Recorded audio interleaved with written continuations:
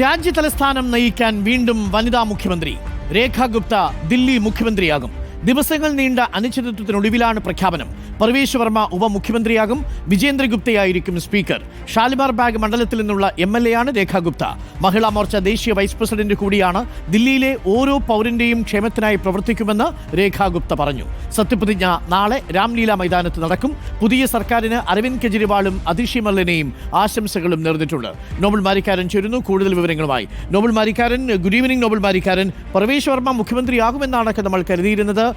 അരവിന്ദ് കെജ്രിവാളിനെ അട്ടിമറിച്ച പർവേശ് വർമ്മ തന്നെ രേഖാ ഗുപ്തയുടെ പേര് നിർദ്ദേശിച്ചത് കൗതുകമാവുകയും ചെയ്തു. അങ്ങനെ സുഷമ സ്വരാജിന് ശേഷം, ഷീല ദീക്ഷിതിന് ശേഷം, അതിഷിക്ക് ശേഷം ഇതാ പുതിയ ഒരു ദില്ലിക്ക് വനിതാ മുഖ്യമന്ത്രി വരുന്നു, അല്ലേ?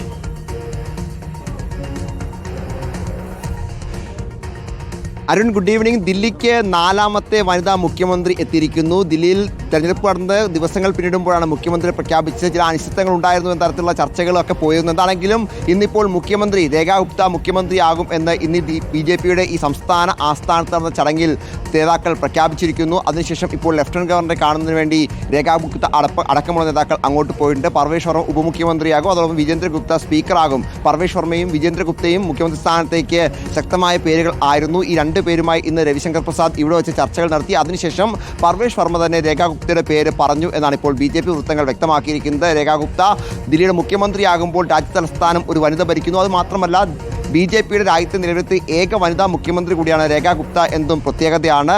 BJPയുമായി ഏറ്റവും അടുത്ത് പ്രവർത്തിക്കുന്ന നേതാവാണ്. RSSുമായി ഏറ്റവും അടുത്ത് ബന്ധമുള്ള നേതാവാണ്.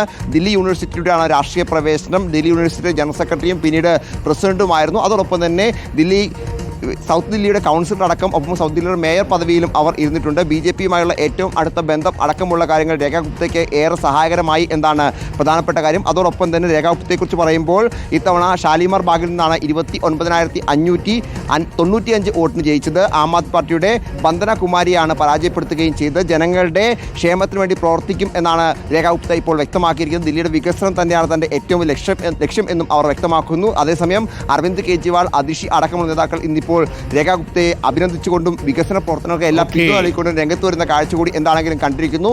നാളെയാണ് സത്യപ്രതിജ്ഞ ചടങ്ങ് നിശ്ചയിച്ചിരിക്കുന്നത്. നാളെ 11 മണിക്ക് രാംലീല മൈതാനത്ത് ചടങ്ങുകൾ ആരംഭിക്കും. മൊത്തം 7 മന്ത്രിമാരാണ് ഈ മന്ത്രിസഭയിൽ ഉണ്ടാവുക. മുഖ്യമന്ത്രി, ഉപമുഖ്യമന്ത്രി അടക്കം 7 മന്ത്രിമാരാണ് ദില്ലിയിൽ മന്ത്രിസഭയിൽ ഉണ്ടാവുക. ആരൊക്കെയായിരിക്കും ബാക്കി മന്ത്രിമാർ എന്ന കാര്യത്തിൽ ഇപ്പോഴും ഒരു സസ്പെൻസ് എന്താണെങ്കിലും തുടരുന്നുണ്ട്. ലഫ്റ്റനന്റ് ഗവർണർ VK സക്സേനയുമായി അല്പസമയത്തിനകം തന്നെ നേതാക്കൾ കൂടിക്കാഴ്ച നടത്തി സർക്കാർ രൂപീകരിക്കാനുള്ള അവകാശം.